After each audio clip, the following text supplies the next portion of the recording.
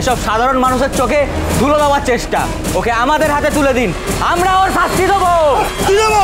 আমরা শাস্তি দেবো।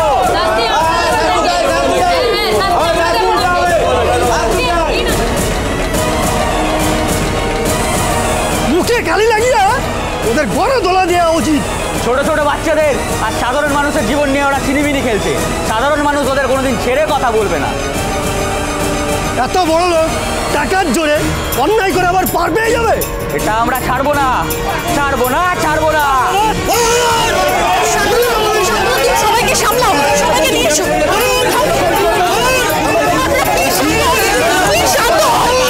আপনারা থামুন, দয়া করে শান্ত হন, এসব করবেন না।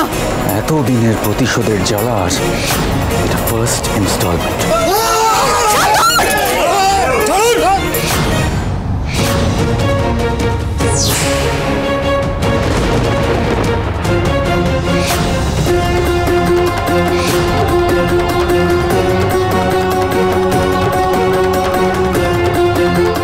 এসব বন্ধ করুন আপনারা। কেমন মেয়ে তুমি? তোমাকে তো শুনেছি শ্বশুর বাড়ির লোকেরা মেনে নেয়নি, তারপরও তুমি ওদের হয়ে কথা বলছো। ওরা সব খুনি, ক্রিমিনাল। সবটাই প্রমাণ সাপেক্ষ।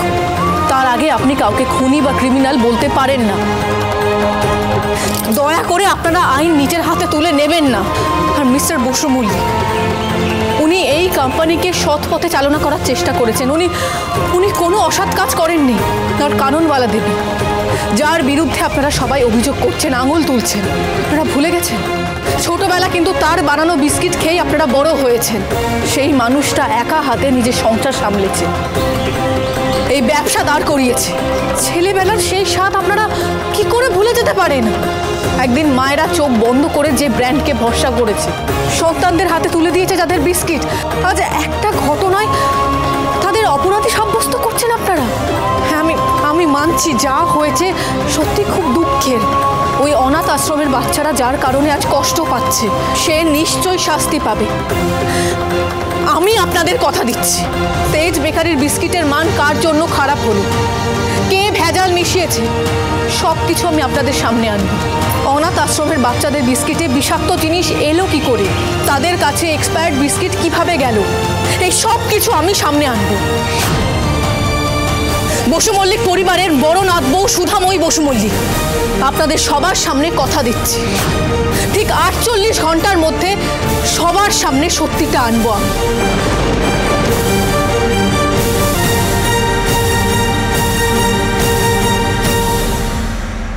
এত তেজ, এত সাহস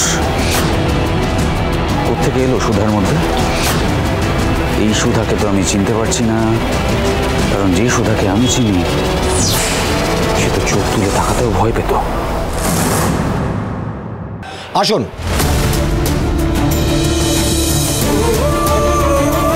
দাদু ভাই, দাদু ভাই, দাদু ভাইকে নিয়ে গেল, দাদু ভাইকে নিয়ে চলে গেল তো। Mister Basu Mallick, mister Basu Mallick, mister Basu Mallick, mister Basu Mallick, আপনি একদম চিন্তা করবেন না। আমি যেটা বলেছি সেটা ঠিক করে দেখাবো। আপনার ঠাম্মির তেজ বেকারির ওপর যে কলঙ্ক লেগেছে সেটা যে করেই হোক আমি মুছে ফেলবো। মিস্টার বসু মল্লিক, আপনি শুধু আমার উপর একটু ভরসা রাখুন। কি বলছেন সুধা? আমি নিজের থেকেও বেশি আপনার উপর বিশ্বাস করি, আপনাকে ভরসা করি।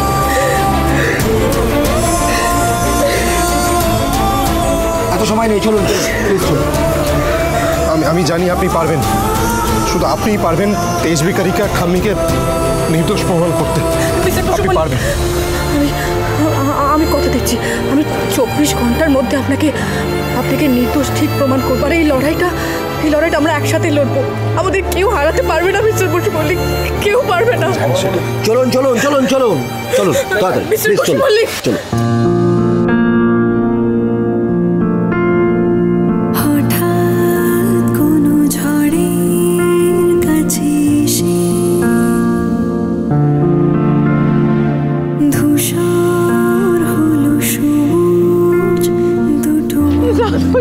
চলে গেল।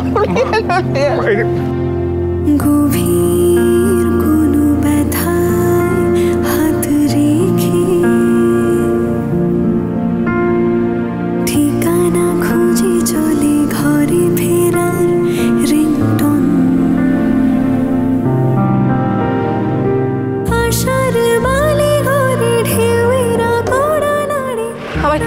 থানায় যেতে হবে। আমি আসছি মিস্টার বসু মল্লিক, আমি আসছি। যদি হতো পাখিরা ফিরে পেত হারানো সময়ের সুর। জানি না কি যে হবে, হয়তো মিশে যাবে। Mister Basu Mallick, mister Basu Mallick, mister Basu Mallick.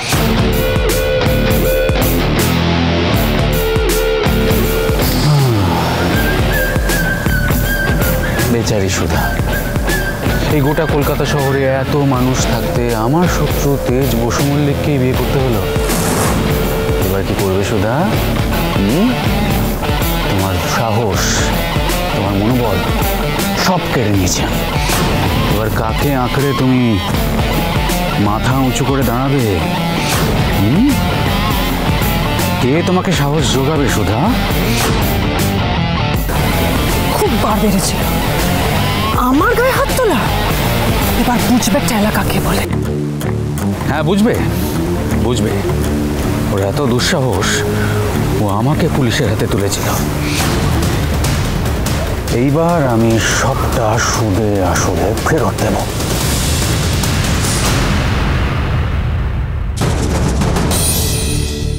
বাবা বলছি, এই বিপদের সময় তো আমাদের কোথাও কেটে পড়লেই ভালো হতো, তা না করে হঠাৎ এখানে কি করছি বাবা আমরা? কারণ এই জায়গাটা নিরাপদ, আর আমাদের হাতে তো এখন পালাবার কোনো অপশানও নেই। যেভাবে হোক কেসটা কিন্তু আমাদের ম্যানেজ করতে হবে, হালকা পিঠটা বাঁচাতে হবে আমাদের।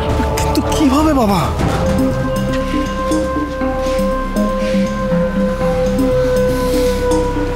কি হোক, কাকে ফোন করছো? এই দুটো চা দাও।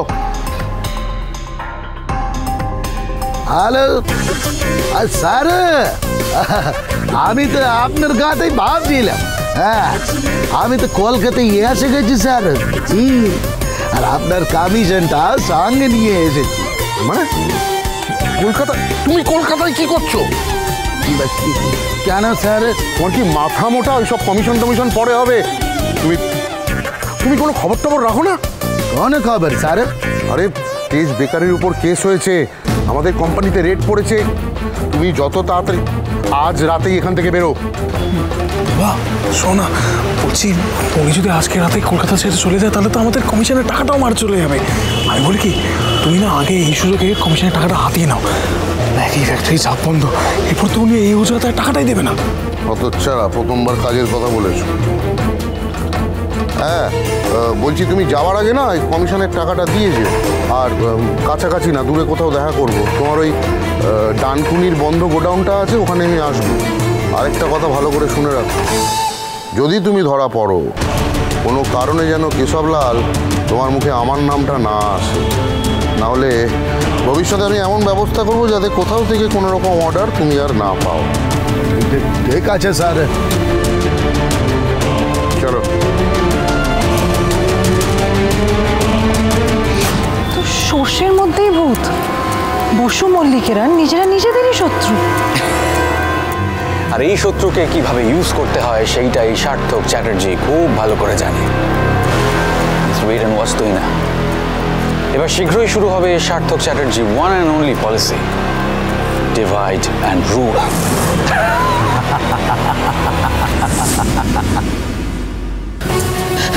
মিস্টার বসু মল্লিক, সুধা, মিস্টার বসু মল্লিক, আমি সুধা চোখের জল ফেলবেন না সুধা, একদম না। আপনাকে শক্ত হতে হবে। এই সময় আমার পরিবারের পাশে আপনাকে থাকতে হবে, স্পেশালি ঠাম্মির পাশে। ভেঙে পড়লে চলবে না সুধা। আমি কিছুতেই ভেঙে পড়বো না। এখন আমার একমাত্র লক্ষ্য আপনাকে এখান থেকে বার করা। বাবা ওদিকে লয়ারের সঙ্গে কথা বলছেন, দেখবেন ঠিক কোনো না কোনো উপায় পাওয়া যাবে।